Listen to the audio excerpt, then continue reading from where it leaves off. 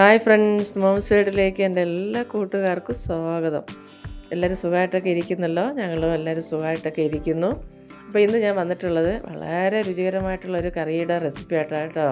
ഇത് മാത്രം മതി നമുക്ക് ചോറ് കഴിക്കാൻ. ടേസ്റ്റ്. അപ്പോൾ നിങ്ങൾക്ക് വീഡിയോ ഇഷ്ടപ്പെടുവാണെങ്കിൽ ഒന്ന് ലൈക്ക് ചെയ്യാനും നിങ്ങളുടെ പ്രിയപ്പെട്ടവർക്കെല്ലാം ഒന്ന് ഷെയർ ചെയ്ത് കൊടുത്ത് എന്നെ സപ്പോർട്ട് ചെയ്യാനും, ആദ്യമായിട്ട് എൻ്റെ ചാനൽ കാണുന്ന കൂട്ടുകാർ എൻ്റെ ചാനലൊന്ന് സബ്സ്ക്രൈബ് ചെയ്യാനും, തൊട്ടടുത്തുള്ള ബെൽബട്ടൺ ഒന്ന് അമർത്തി ഓൾ എന്നുള്ള ഓപ്ഷൻ ഒന്ന് എനേബിൾ ചെയ്യാനും മറന്നു പോകരുതേ. എന്നാൽ നമുക്ക് വീഡിയോയിലോട്ട് പോയാലോ, വാ.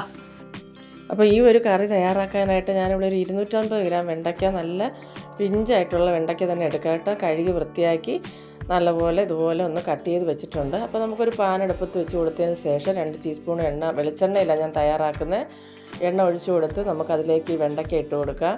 അതിൻ്റെ കൂടെ തന്നെ ഒരു 4 വറ്റൽമുളകും കൂടെ ചേർത്ത് കൊടുത്ത് ഒന്ന് വറുത്തെടുക്കാം. ഒരുപാട് കരിഞ്ഞു പോകേണ്ട ആ രീതിക്കൊന്ന് നമുക്കൊന്ന് ഇതൊന്ന് വറുത്തെടുക്കണം, മാറ്റിയെടുക്കാം. അപ്പോൾ ഈ കറി എന്ന് പറഞ്ഞാൽ ഒരു രക്ഷയില്ലാത്ത ടേസ്റ്റ് ആയിട്ടോ. ഇതിൻ്റെ കൂടെ നമുക്ക് ഒരു ഉണക്കമീനും കൂടെ ഉണ്ടാക്കി ഒന്നും പറയാനില്ല, എത്ര കഴിച്ചാലും മടുക്കത്തില്ല. അത്ര ഒരു കിടിലൻ ടേസ്റ്റായിട്ടുള്ള ഒരു അടിപൊളി ഒരു കറിയാണ്. അപ്പോൾ ഇതാ ഈ പരുവത്തിൽ നമുക്ക് വെണ്ടയ്ക്ക മൂപ്പിച്ചെടുത്തിട്ടുണ്ട്. ഇനി നമുക്കൊരു മൺചട്ടി ഇതിലേക്ക് വെച്ച് കൊടുക്കാം. ചട്ടി ചൂടായി വരുമ്പോൾ വെളിച്ചെണ്ണ തന്നെ എടുക്കാൻ നോക്കുക.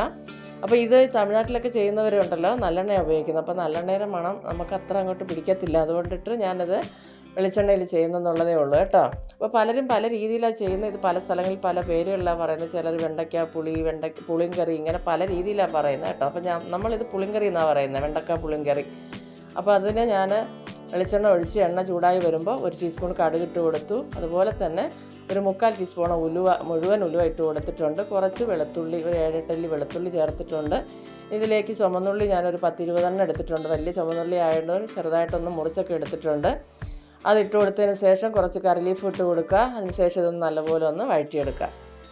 അപ്പോൾ നല്ലപോലെ ഒന്ന് വാടി വരുമ്പോഴത്തേനും നമുക്കിതിലേക്ക് 1/2 ടീസ്പൂൺ മഞ്ഞൾപ്പൊടി, 1 സ്പൂണ് മുളക് പൊടി ഞാൻ എടുത്തിട്ടുണ്ട്, കാശ്മീരി മുളക് പൊടി, അതും കൂടെ ഇട്ട് കൊടുത്ത് നല്ലപോലെ ഒന്ന് വഴറ്റാം. ഇനി ഇതിൻ്റെ കൂടെ തന്നെ നമുക്ക് ഒരല്പം നല്ലപോലെ ഒന്ന് വഴറ്റിയെടുക്കാം. ഇതിൻ്റെ കൂടെ തന്നെ നമുക്ക് 1 സ്പൂണ് കായപ്പൊടി കൂടെ ആവശ്യമായിട്ടുണ്ട്. അപ്പോൾ അതും ഞാൻ ഈ സമയം ചേർത്ത് കൊടുക്കുന്നുണ്ട്.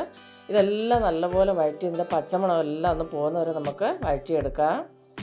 മൺചട്ടി നല്ല ചൂടായിട്ടുണ്ട്. അപ്പോൾ നമ്മൾ ഒന്ന് ഇടയ്ക്കൊന്ന് തീ ഒന്ന് കുറച്ച് വെച്ചിട്ട് വേണം ഈ പൊടികളൊക്കെ ഇട്ട് ചെയ്യാനായിട്ട് കേട്ടോ. കരിഞ്ഞൊന്നും പോകരുത്. ഇതിലേക്ക് ഞാൻ 1 തക്കാളി, പഴുത്ത തക്കാളി അടിച്ചെടുത്ത് വെച്ചിട്ടുണ്ടായിരുന്നു, അതും കൂടെ ഇതിലേക്ക് ഒഴിച്ചു കൊടുത്തിട്ടുണ്ട്.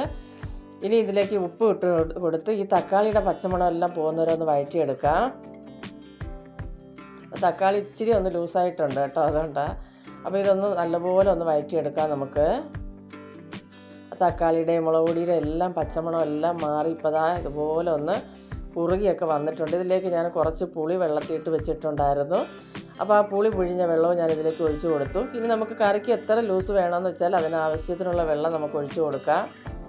അതിനുശേഷം നല്ലപോലെ ഒന്ന് മിക്സാക്കി കൊടുക്കാം. ഇനി നമുക്കിതൊന്ന് അടച്ച് വെച്ച് ഒരു 3-4 മിനിറ്റ് ഒന്ന് തിളപ്പിച്ചെടുക്കാം. അപ്പോൾ നമ്മുടെ കറി നല്ലപോലെ തിളച്ച് വന്നിട്ടുണ്ട്.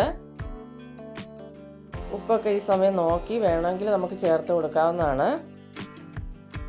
വീണ്ടും അടച്ച് വെച്ചിട്ടുണ്ട്. കുറഞ്ഞ ഒരു 4 മിനിറ്റെങ്കിലും നല്ലപോലെ ഒന്ന് തിളയ്ക്കണം. ഈ കറി നല്ലപോലെ ഒന്ന് തിളച്ച് വരണം.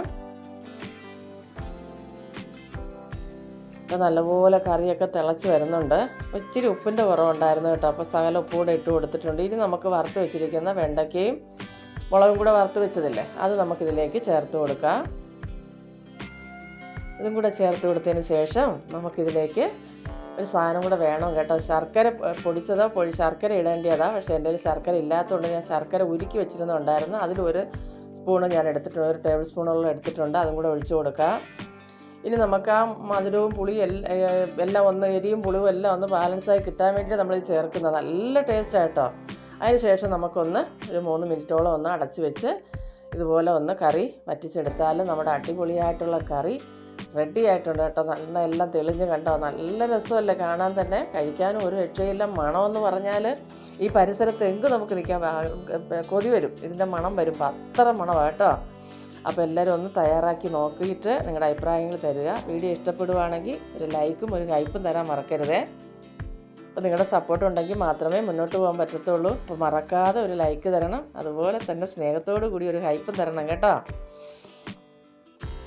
നല്ല രസമായിട്ടുള്ള അടിപൊളി കറി നമ്മളിവിടെ റെഡിയാക്കിയിട്ടുണ്ട്. ഇതിൻ്റെ കൂടെ ഒരു ഉണക്കമീനും മാത്രം മതി, വേറെ ഒന്നും ഇതിൻ്റെ കൂടെ നമുക്ക് വേണ്ട. അപ്പോൾ അടുത്തൊരു വീഡിയോ ആയിട്ട് കാണുന്നതുവരെയും എൻ്റെ എല്ലാ കൂട്ടുകാർക്കും ബായ്.